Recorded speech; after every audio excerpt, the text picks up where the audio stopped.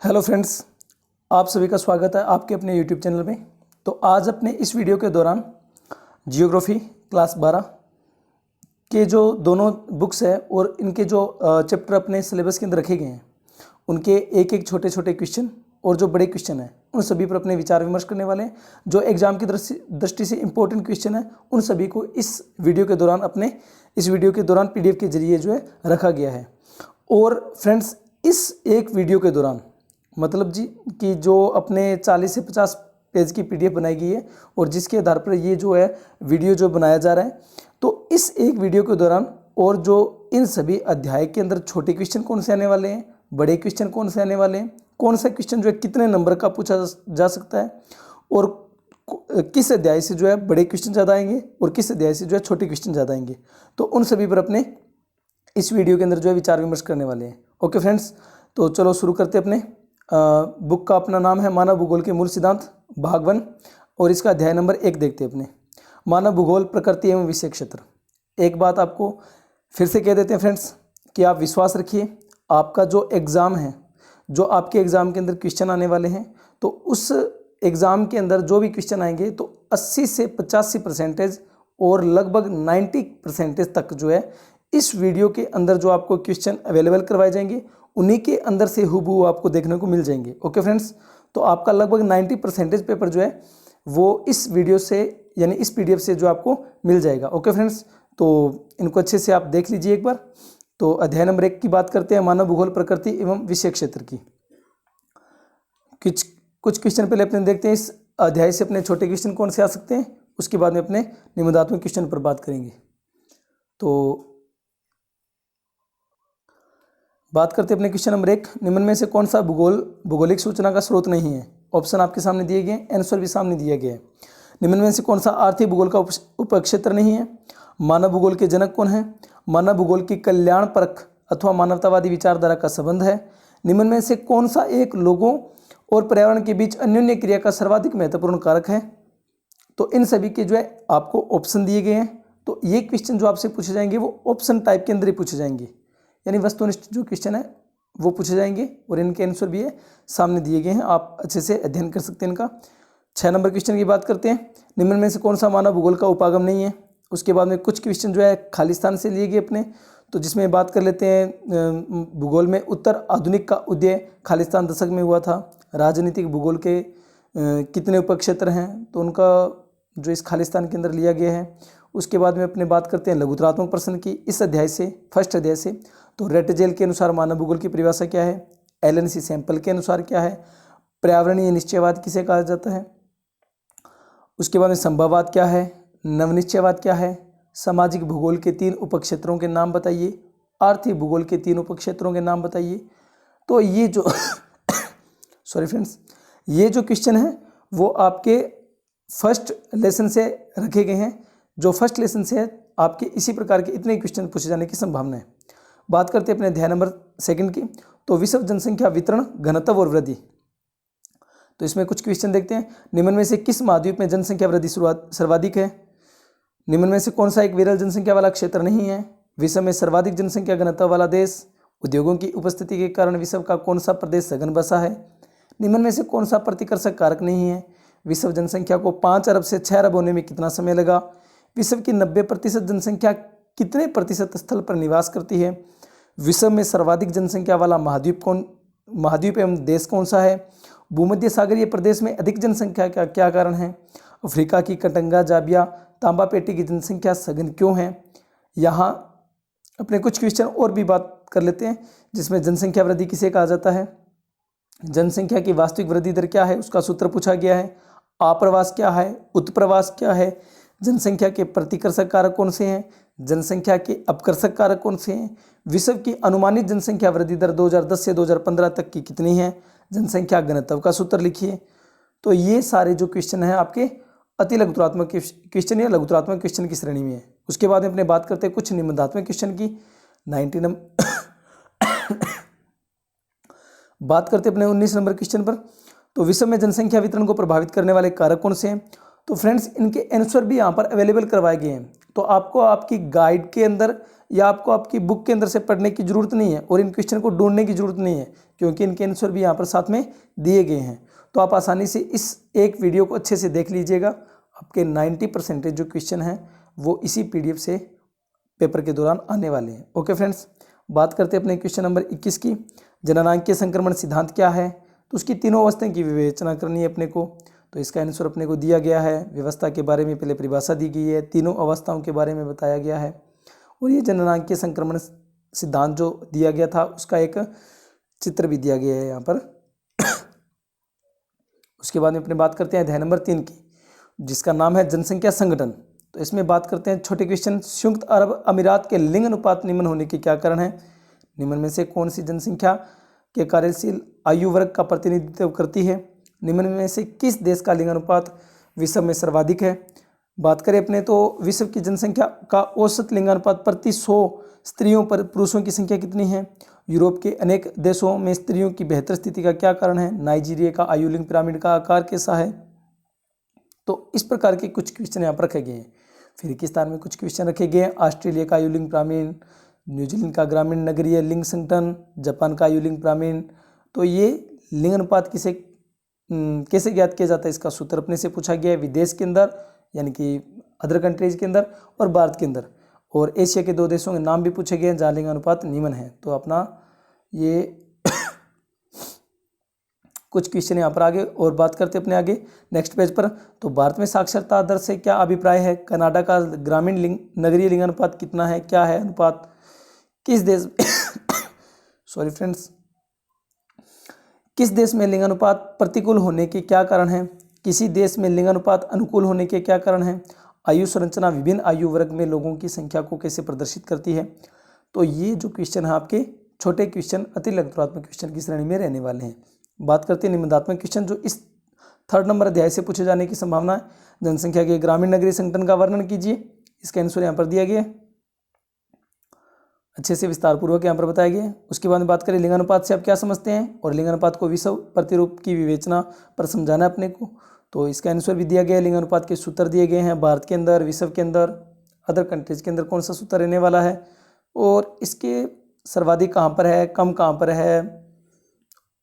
तो इस प्रकार जो है इसका पूरा व्याख्यान यहाँ पर किया गया है। ओके फ्रेंड्स, तो अपने बात करते हैं अध्याय नंबर 4 की। अपना अध्याय नंबर 4 का नाम है प्राथमिक क्रियाएं। प्राथमिक क्रियाएं, जिसके अंदर अपने बात करते हैं निम्न में से कौन सा एक प्राथमिक क्रियाओं में शामिल है या नहीं है। यहाँ पर नहीं है पूछा गया है, तो ऑप्शन अपना विनिर्माण रह जाएगा इसका। निम्न में से कौन सी फसल रोपण कृषि में सम्मिलित है? रोपण कृषि की विशेषता कौन सी नहीं है? भूमध्य कृषि से संबंधित अक्षेत्र कौन सा नहीं है? सहकारी आंदोलन सर्वाधिक सफल कौन से देश के अंदर रहा? खट्टे फसलों की कृषि किस कृषि क्षेत्र की विशेषता है? तो इस प्रकार के जो क्वेश्चन है यहाँ पर लिए गए हैं। वाणिज्य डेयरी कृषि का सबसे बड़ा प्रदेश कौन सा है? ट्यूलिप पुष्प की कृषि के लिए विख्यात देश कौन सा है? कौन सी एकल कृषि नहीं है? और प्राथमिक क्रिया में संलग्न लोग क्या कहलाते हैं? जैसे लाल कॉलर श्रमिक आंसर दिया गया है। ब्राजील में कॉफ़ी के बागान, फेजेंडा, मिश्रित कृषि, सोवियत संघ के सामूहिक कृषि को कोलकाहोज कहा जाता है। सबसे महत्वपूर्ण क्वेश्चन है इस अध्याय का ये। अंगूर की कृषि खालिस्तान क्षेत्र की विशेषता है। आर्थिक क्रिया किसे कहते हैं? ऋतु प्रवास किसे कहा जाता है? भारत के हिमालय पर्वतीय क्षेत्र में ऋतु प्रवास करने वाली पशुचारक जातियों के नाम पूछे गए हैं। तो इस प्रकार के कुछ क्वेश्चन यहाँ पर फ्रेंड्स रखे गए हैं। खनन की 2 विधियों के नाम, तो आपको अच्छे से वीडियो के अंदर पेज जो है स्क्रॉल होते दिख रहे होंगे। चिकल क्या है, इसका निर्माण कैसे होता है? तो आप ये जानते होंगे कि च्युइंगम को चूसने के बाद में कुछ भाग जो शेष बच जाता है, जो अपने च्युइंगम खाते हैं उसकी बात हो रही है यहाँ पर। ये जेपोटा नामक का एक वृक्ष होता है, उसके जो गोंद की तरह ये लगता है, तो उससे बनता है ये च्युइंगम बोल सकते हो, या जिसका बचा हुआ शेष भाग होता है जिसको चिकल बोल सकते हो यहाँ पर। तो उसके बाद में सहकारी कृषि किसे कहते हैं? खनन कार्य को प्रभावित करने वाले कारक कृषि क्या है? तो यहाँ पर कुछ क्वेश्चन यहाँ पर रखे गए हैं फ्रेंड्स। तो इस अध्याय के अंदर जो इंपॉर्टेंट क्वेश्चन है वो सभी यहाँ पर रखे गए हैं और इनके आंसर भी साथ में रखे गए हैं। चलवासी पशुचारण एवं वाणिज्य पशुधन पालन में अंतर। तो फ्रेंड्स थोड़ा सा वीडियो जो है तेज़ी से स्क्रॉल किया जा रहा है, शायद आपको वैसे तो अच्छे से दिख रहा होगा। अगर फिर भी कोई प्रॉब्लम आ रही है तो आप कमेंट बॉक्स के अंदर कमेंट करके बता सकते हैं। ओके फ्रेंड्स, तो बात करते हैं अपने प्रश्न नंबर 33 की। डेयरी कृषि की विशेषताएं लिखते हुए विश्व के प्रमुख वाणिज्य डेयरी क्षेत्र पूछे गए हैं। अब बात कर लेते हैं अपने अध्याय नंबर 5 की। नाम है अध्याय का द्वितीय क्रियाएं। निर्माण की सबसे छोटी इकाई पूछी गई है। रोहर कोयला क्षेत्र कौन से देश में स्थित है? आधारभूत उद्योग कौन सा है? तो रसायन आधारित उद्योग कौन से हैं? पशु आधारित उद्योग कौन से हैं? विनिर्माण से आशय किस वस्तु से लिया गया है? विनिर्माण का शाब्दिक अर्थ क्या है? और महान झील औद्योगिक प्रदेश खालिस्तान देश में स्थित है। तो इस प्रकार से द्वितीय क्रियाएं क्या होती है? यंत्रीकरण क्या है? वनों पर आच्छादित कोई 3 उद्योगों के नाम। कृषि कारखाने क्या है? और आधुनिक निर्माण विनिर्माण की विशेषताएं। तो फ्रेंड्स मैं कुछ क्वेश्चन को यहाँ पर पढ़कर सुना रहा हूँ आपको, और कुछ क्वेश्चन जो है बीच में से छोड़ रहा हूँ, ताकि वीडियो जो है ज़्यादा लेंथी न बन पाए, ज़्यादा लंबी न हो, और आपका जो है ज़्यादा टाइम भी खराब ना हो। तो आप इस वीडियो को अच्छे से देख लीजिएगा और सभी क्वेश्चन जो अच्छे से याद कर लीजिएगा, क्योंकि आपके जो है एग्जाम के अंदर हूबहू यहाँ से क्वेश्चन देखने को मिलने वाले हैं। ओके फ्रेंड्स, फिर से बोल रहा हूँ मैं, 90% क्वेश्चन जो है, 90% क्वेश्चन इसी वीडियो के दौरान जो आपको ये क्वेश्चन दिखाए जा रहे हैं, अवेलेबल करवाए जा रहे हैं, इनके अंदर से हूबहू देखने को मिल जाएंगे। ओके फ्रेंड्स, तो बात करते हैं अपने कच्चे माल पर आधारित उद्योगों का वर्गीकरण कीजिए। विश्व में लोहा इस्पात उद्योग के स्थानीयकरण के कारक एवं वितरण को बताइए। उसके बाद में अगर अपने बात कर लेते हैं तो यहाँ पर इसका विस्तार बताया गया है। अफ्रीका में अपरिमित प्राकृतिक संसाधन है, फिर से औद्योगिक दृष्टि से पिछड़ा महाद्वीप है, उसकी कुछ समीक्षा करना है। बात कर लेते हैं अपने अध्याय नंबर 6 की। तृतीयक और चतुर्थक क्रियाकलाप। निम्न में से कौन सा एक तृतीयक क्रियाकलाप है? कुछ क्वेश्चन यहाँ पर अच्छे से क्वेश्चन रखे गए हैं। परिवहन दूरी को मापने का प्रकार क्या है? जब 2 नगरों को सड़क जोड़ती है तो उसको क्या कहा जाता है? जिसे आप जानते होंगे अच्छे से, योजक कहा जाता है। आपने अच्छे से वैसे तो अध्ययन कर लिया होगा, अगर फिर भी आपको लग रहा है कि कुछ कमी है तो इस वीडियो के दौरान और इन क्वेश्चनों के दौरान आप अपनी तैयारी को अभी भी बेहतरीन बना सकते हैं, क्योंकि शायद आपके अभी एग्जाम के 2-3 दिन पड़े हैं। परिवहन के सभी रूपों को क्या कहा जाता है? व्यवसायिक सेवाओं के कोई 2 उदाहरण नोट क्या है? उसके बाद परिवहन संचार में अंतर, परिवहन को प्रभावित करने वाले कारक, फुटकर व्यापार क्या है, थोक व्यापार की विशेषता, कुछ ही सुमेलित करने वाला क्वेश्चन यहाँ पर रखा गया है। पर्यटन एवं पर्यटक प्रदेश को परिभाषित करना है, आकर्षित करने वाले कारक, अंक के विभाजन। उसके बाद में व्यापारी केंद्र किसे कहा जाता है? चतुर्थ एवं पंचम क्रियाकलाप में अंतर पूछा गया है। बाह्य स्रोत से रिलेटेड ये क्वेश्चन लिया गया है। यहाँ पर बात कर लेते हैं अपने ज्ञान प्रकाश केपीओ। बात करते हैं अपने अध्याय नंबर 7 की, मानव बस्तियाँ। तो जैसे वर्ष 2017 के अनुसार विश्व में नगरीय जनसंख्या का प्रतिशत कितना है? ग्रामीण बस्तियों की मुख्य आर्थिक क्रिया क्या है? 1915 में सरनगर शब्दावली का सर्वप्रथम प्रयोग किसके लिए किया गया था, या सॉरी किसने किया था? और मिलियन सिटी क्या है? मानव बस्ती क्या है? उपनगरीकरण क्या है? सन्नगर किसे कहा जाता है? उदाहरण भी पूछा गया है। प्रशासनिक नगर क्या है? विश्व नगरीय या मेगालोपोलिस? ये जरूर क्वेश्चन याद रखिएगा। 16 नंबर क्वेश्चन, इसको कई बार हिंदी के अंदर आपसे पूछा जा सकता है और इसका अन्य नाम भी पूछा जा सकता है, मेगालोपोलिस क्या है। तो इसके अंदर आप कंफ्यूज नहीं होइए फ्रेंड्स, विश्व नगरी से ही आपसे परिभाषा पूछी गई है। यहाँ पर बात कर लेते हैं अपने आगे। सांस्कृतिक नगर के कुछ उदाहरण पूछे गए हैं। जनगणना के अनुसार 1991 की बस्ती को परिभाषित करने या निर्धारित करने वाले मापदंड पूछे गए हैं। WHO के अनुसार एक स्वस्थ शहर क्या होता है? उसके बाद में अपने बात कर लेते हैं फ्रेंड्स। तो ग्रामीण एवं नगर बस्तियों में अंतर पूछा गया है। और नम बिंदु बस्तियां क्या होती है? शुष्क बिंदु बस्तियां क्या होती है? ग्रामीण बस्तियों की मुख्य समस्याएं क्या होती है? तो इस प्रकार से फ्रेंड यहाँ पर अच्छे अच्छे क्वेश्चन जो है रखे गए हैं प्रत्येक अध्याय से। अगर आपको फिर भी अगर कोई प्रॉब्लम आ रही है तो आप कमेंट बॉक्स के अंदर कमेंट डाल करके जरूर बताइएगा। स्थान, साइट एवं स्थिति, सिचुएशन के मध्यांतर। Friends very very important question है ये।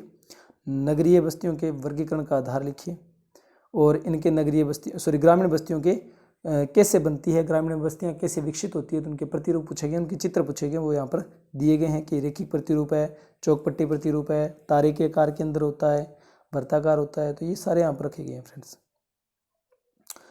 बात करते हैं अपने बुक नंबर 2, भारत लोग और अर्थव्यवस्था, जो अपना तो अपनी जो सेकंड बुक है भारत लोग और अर्थव्यवस्था, तो वहाँ से कौन कौन से अध्याय हैं और कौन कौन से क्वेश्चन आने के चांसेस है वो देखते हैं फ्रेंड्स। तो अध्याय नंबर 1, जनसंख्या वितरण, घनत्व, वृद्धि और संगठन।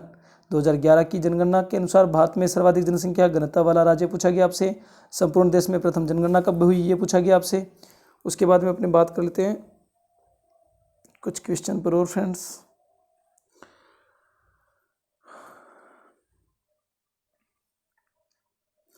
तो 2011 की जनगणना के अनुसार भारत का सबसे कम जनसंख्या घनत्व वाला राज्य कौन सा है? भारत में न्यूनतम जनसंख्या घनत्व वाला राज्य 2011 की जनगणना अनुसार भारत की साक्षरता दर कितनी है?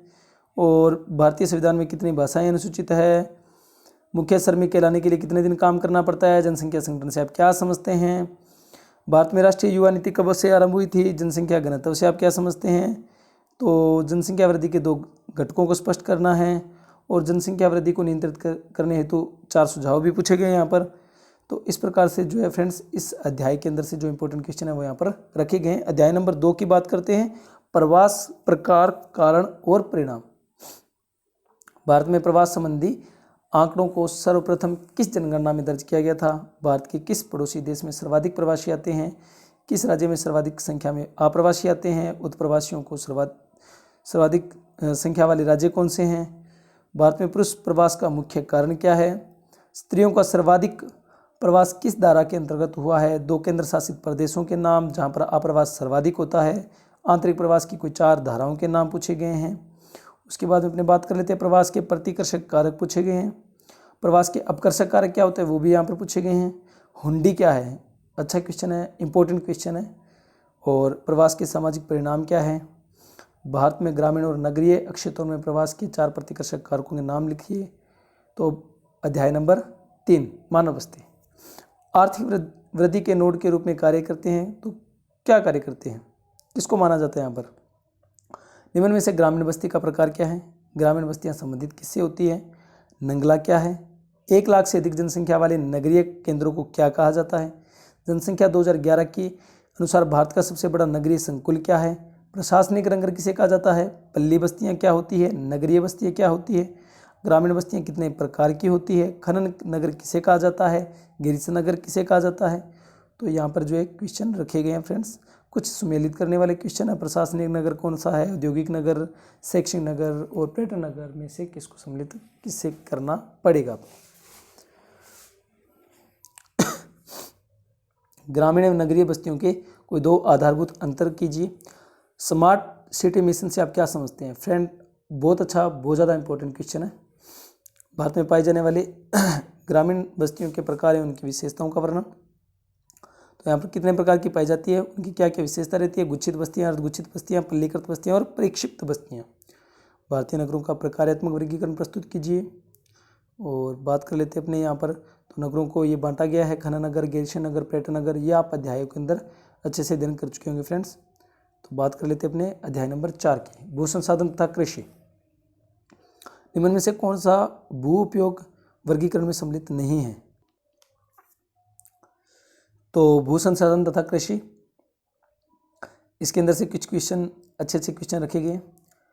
भर्ती भूमि से, पुरातन भूमि से, कौन सी रबी की फसल है, कौन सी खरीफ की फसल है, चाय उत्पादक करने वाले राज्य सर्वाधिक कौन कौन से हैं, लाल चना एवं पिजन पी के नाम से किसे जाना जाता है, निम्न में से कौन सी तिलहन फसल नहीं है? तो तिलहन फसलें आप जानते हैं फ्रेंड्स। उसके बाद में अरेबिका, रोबस्ता एवं लिबेरिका क्या है? तो ये आपकी कॉफ़ी की किस्में रहने वाली है। उसके बाद में अपने बात करें, निम्न में से भारतीय कृषि की समस्या नहीं है, ओस, अमन तथा बोरो संबंधित किससे है? तो आप ये अच्छे से जानते हैं कि ये चावल की किस्में हैं। भारत में कुल बोए गए क्षेत्र के कितने प्रतिशत भाग पर अनाज बोया जाता है? तो 54% भाग। और चाय क्या है? रोपण कृषि है। भारत का सर्वाधिक कॉफ़ी उत्पादक राज्य कर्नाटक है यहाँ पर। और उसके बाद में रबी की फसल कब बोई जाती है? अक्टूबर नवंबर में। तो उसके बाद में कृषि गहनता की गणना का सूत्र पूछा गया हमसे। आर्द्रता के आधार पर कृषि कितने प्रकार की होती है?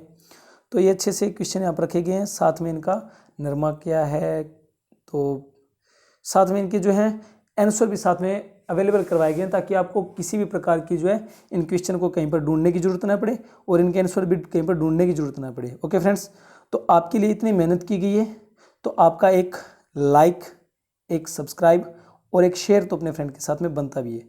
तो आप अपने इस वीडियो को देखने के बाद में अपने फ्रेंड के साथ में भी शेयर कीजिए, ताकि आपके साथ साथ में आपके फ्रेंड्स भी जो है अच्छे नंबर, अच्छे मार्क्स जो है बना सकें। फ्रेंड्स, निवल बोया के क्षेत्र, सकल बोया के क्षेत्र में अंतर स्पष्ट कीजिए।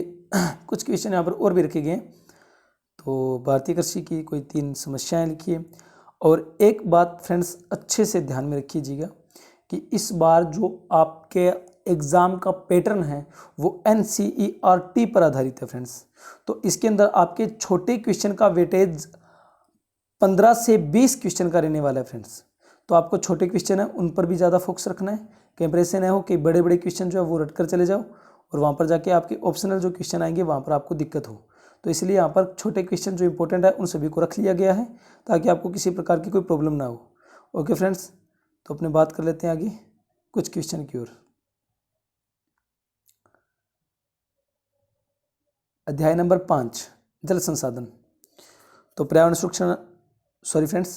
सुरक्षा अधिनियम कब पारित हुआ था? प्रदूषण का निवारण और नियंत्रण संबंधी जल अधिनियम कब बनाया गया था? हरियाली कार्यक्रम का संबंध किससे है? नीरू मीरू कार्यक्रम कौन से राज्य से संबंधित है? अरवारी पानी संसद क्या है? भारतीय राष्ट्रीय जल नीति कब घोषित हुई थी? जल क्रांति अभियान कब प्रारंभ किया गया था?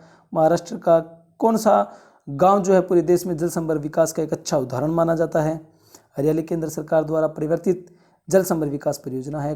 कुंड व टांका क्या है? भारत में सिंचाई के प्रमुख साधन कौन से हैं? धरातली जल के मुख्य स्रोत कौन से हैं? भारत की 2 बहुउद्देशीय परियोजनाओं के नाम पूछे गए हैं। CPCB का पूरा नाम भी पूछा गया। फ्रेंड्स, अच्छा इंपॉर्टेंट क्वेश्चन है ये। पंजाब, हरियाणा और तमिलनाडु में सबसे अधिक भूम जल निकास के लिए कौन से कारक उत्तरदायी हैं? उसके बाद में फ्रेंड्स, लेगुन और पश्च जल कहाँ पाए जाते हैं? उसके बाद में और भी क्वेश्चन लिए गए हैं। जल के पुनः चक्र और पुनः उपयोग को समझाना है अपने को कि पुनः चक्र क्या होता है और पुनः उपयोग क्या होता है, अंतर क्या होता है दोनों में, हरियाली क्या है। तो ये जो अगर कोई क्वेश्चन रिपीट हो रहा है तो उसके अंदर लिखा हुआ है कि ये इसका क्वेश्चन का आंसर आपको यहाँ पर देखना है, तो वहाँ पर आपको मिल जाएगा। जैसे 34 नंबर क्वेश्चन के अंदर लिखा गया है फ्रेंड्स। तो ये हरियाली परियोजना आ गई। नीरू मीरू कार्यक्रम आंध्र प्रदेश के अंदर है, आप अच्छे से जानते होंगे। अरवारी पानी संसद कार्यक्रम अलवर राजस्थान के अंदर है। वर्षा जल संग्रहण क्या है, उसकी विधियाँ कौन सी हैं? टांका, तालाब, ये अच्छे से आप जानते हैं। भारतीय राष्ट्रीय जल नीति 2002 की मुख्य विशेषता क्या है? तो फ्रेंड्स, इस क्वेश्चन के अंदर थोड़ा सा मेरे को डाउट है। 37 नंबर क्वेश्चन शायद ये टाइप के दौरान जो है मिसप्रिंट हो गया होगा, ये देख लीजिएगा आप एक बार कि 2002 है या फिर यहाँ पर कुछ आंकड़ा अलग लिखा गया। बाकी आंसर जो है उससे लिखा गया फ्रेंड्स इसका। जल क्रांति अभियान पर टिप्पणी लिखी। उसके बाद में अपनी बात करते हैं। जल संसाधनों का हाँ सामाजिक द्वंद्व और विवादों को जन्म देता है, तो इसके कुछ कारण बताइए। जल प्रदूषण से आप क्या समझते हैं? तो उसके बाद में बात कर लेते हैं अपने अध्याय नंबर 6 की खनिज एवं ऊर्जा संसाधन। कौन सा धात्विक खनिज है? भूरा कोयला के नाम से किसको जाना जाता है? अधात्विक खनिज कौन सा है? भारत में किस किस्म का कोयला सर्वाधिक पाया जाता है? तरल सोना किसे कहा जाता है? सेल की स्थापना कब हुई थी? तो इस प्रकार के अच्छे क्वेश्चन यहाँ पर रखे गए हैं। परमाणु ऊर्जा आयोग की स्थापना कब हुई थी? तो फ्रेंड्स, आप इसको अच्छे से वीडियो को एक बार 2 बार एग्जाम से पहले अच्छे से देख लीजिएगा और सभी क्वेश्चन को जो है अच्छे से याद कर लीजिएगा, जिससे क्या है आपको किसी प्रकार की एग्जाम के दौरान दिक्कत ना हो। खनिजों को कितने भागों में बांटा गया यहाँ पर समझाया गया है। जैव ऊर्जा से क्या तात्पर्य है? परंपरागत एवं अपरंपरागत ऊर्जा स्रोत क्या है? उसके बाद बात कर लेते हैं अपने पेट्रोलियम संसाधन पर टिप्पणी। तो कौन से राज्य के अंदर है, कितना है, कौन से क्षेत्र पर जाते हैं, ये भी बताया गया यहाँ पर। लोहा से संक्षिप्त टिप्पणी पूछी गई। तो आपको फ्रेंड्स एक यहाँ पर प्रॉफिट ये होने वाला है कि आपको इनके आंसर जो है ढूंढने नहीं पड़ेंगे कहीं पर फ्रेंड्स। तो इनके आंसर भी साथ में दिए गए हैं। ऊर्जा के स्रोत कौन कौन से यहाँ पर रखे गए। बात कर लेते हैं अपने अध्याय नंबर 7 की निर्माण उद्योग। हुगली औद्योगिक प्रदेश का केंद्र कौन सा है? स्टील अथॉरिटी सेल की स्थापना कब हुई थी? सर्वाधिक सूती वस्त्र कहाँ पर स्थित है? राउरकेला इस्पात संयंत्र राज्य में कहाँ पर स्थापित किया गया है? भारत का मैनचेस्टर किसको माना गया है? चीन का सबसे बड़ा उत्पादक राज्य कौन सा माना गया है? तो इस प्रकार के उत्तरी भारत का मैनचेस्टर, भिलाई इस्पात संयंत्र रेल मार्ग पर अवस्थित। उसके बाद में बात कर लेते हैं अपने कच्चे माल के आधार पर उद्योगों का वर्गीकरण। टिस्को क्या है? सेल क्या है? पेट्रो रसायन उद्योग क्या है? बाजार अभिमुख उद्योग से क्या नेफ्ता पर आधारित पहला रासायनिक उद्योग कौन सा है? चीनी उद्योग, मौसमी उद्योग क्यों है, क्यों माना जाता है? तो ये आपसे पूछा गया फ्रेंड्स। स्वच्छंद उद्योग किसे कहा जाता है? बात कर लेते हैं फ्रेंड्स उदारीकरण, निजीकरण और वैश्वीकरण क्या है? तो ये जो फ्रेंड्स 7 नंबर जो क्वेश्चन दिया गया है आपका मानचित्र से रिलेटेड है। तो इसके अंदर यहाँ पर मैंने जो है ओनली अक्षेत्रों के नाम लिखे हैं। इसको आगे जो है इसका आंसर यहाँ पर नहीं दिया गया है क्योंकि इसके लिए मानचित्र की जरूरत पड़ी थी, थोड़ा ज़्यादा प्रॉब्लम हो रही थी, तो टाइम कम था उसके लिए, तो इसकी वजह से इनके अक्षेत्रों के नाम लिखिए, या आप अपने मानचित्र गाइड की सहायता से या नेट की सहायता से आप इनको देख लीजिएगा कहाँ कहाँ पर क्षेत्र पड़ जाते हैं फ्रेंड्स। बात करते हैं अपने कुछ महत्वपूर्ण निबंधात्मक क्वेश्चन की। तो ये कुछ क्वेश्चन उद्योगों का वर्गीकरण विस्तारपूर्वक लिखना है यहाँ पर।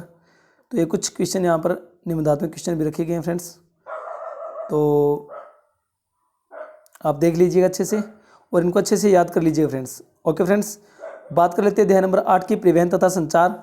नॉर्थ वेस्टर्न भारतीय रेल मंडल का मुख्यालय कहाँ पर है? भारतीय रेल को कितने मंडलों में बांटा गया है?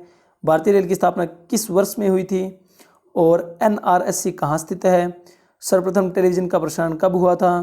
परिवहन के साधनों को आरेख द्वारा प्रदर्शित कीजिए। स्वर्णिम चतुर्भुज परियोजना क्या है? उत्तर दक्षिण गलियारा, पूर्व पश्चिम गलियारा, कंडल क्या है? भारतीय रेल को रेल पटरियों की चौड़ाइयों के आधार पर कितने भागों में बांटा गया है? जैसे आप जानते हैं बड़ी line, broad gauge, narrow gauge, ये वाली है ना, तो ये यहाँ पर रखी गई है फ्रेंड्स। तो भारत में पाइपलाइन को परिवहन के साधन के रूप में लाभ बताइए। उपग्रह संचार को के ऊपर अपने को एक संक्षिप्त टिप्पणी पूछी गई फ्रेंड्स। तो उसके बाद बात करते हैं जनसंचार और व्यक्तिगत संचार क्या है, और बात कर लेते हैं अपने विश्व के मानचित्र की। ओके फ्रेंड्स, तो ये यहाँ पर कुछ वाणिज्य पशुधन पालन के क्षेत्र पूछे गए, तो इनको यहाँ पर डार्क किया गया। आप अच्छे से रोक करके वीडियो को एक बार इन मानचित्र को देख लीजिएगा। ओके फ्रेंड्स, एक बार मैं रोक देता हूँ। जैसे ये आपसे पूछा गया है आदिमकालीन निर्वाह कृषि क्षेत्र को विश्व के अंदर दर्शाना है, तो ये फ्रेंड्स आपके सामने है जिसको डार्क किया हुआ ज़्यादा। तो उसके बाद बात करते हैं अपने विस्तृत वाणिज्य अनाज कृषि क्षेत्र को दर्शाना है, तो ये जिसके अंदर डार्क किया हुआ है भाग। और उसके बाद में अपने फिर मैंने मानचित्र के अंदर दर्शाने वाले कुछ क्षेत्रों को यहाँ पर लिखा है, लेकिन आगे इनको मानचित्र के अंदर दर्शाया नहीं है। ओके फ्रेंड्स, तो एक लास्ट मॉडल पेपर प्रश्न पत्र बनाया गया जो आपका एग्जाम के अंदर आने वाला है, हूबहू इसी पैटर्न के आधार पर होगा, और प्रश्न भी इसी वीडियो से आपको मिल जाएंगे। जितने अध्याय और जितने इंपॉर्टेंट क्वेश्चन आपको अभी इस वीडियो के दौरान दिखाए गए हैं, आपके पास में टाइम होगा 2 घंटे 45 मिनट। आपके पास में पूर्णांक होंगे 56 नंबर। बहु विकल्पीय प्रश्न जो रहने वाले हैं, जो यहाँ पर संख्या ली गई है 9। उसके बाद कुछ रिक्त स्थानों के क्वेश्चन रहने वाले हैं, कुछ अति लघुतरात्मक क्वेश्चन रहने वाले हैं। कौन सा बैखंड के अंदर कितने क्वेश्चन आएंगे, तो वो सारे जो है इस मॉडल प्रश्न पत्र के द्वारा यहाँ पर समझाया गया है। ओके फ्रेंड्स, तो जितना मेरे से आपके लिए कर पाया उतना मैंने करने की कोशिश की फ्रेंड्स। तो आप विश्वास रखिएगा और अच्छे से इस PDF को जो है, इस वीडियो को जो है अच्छे से देख लीजिएगा और इन क्वेश्चन को अच्छे से जो है रिवीजन कर लीजिएगा। ओके फ्रेंड्स, तो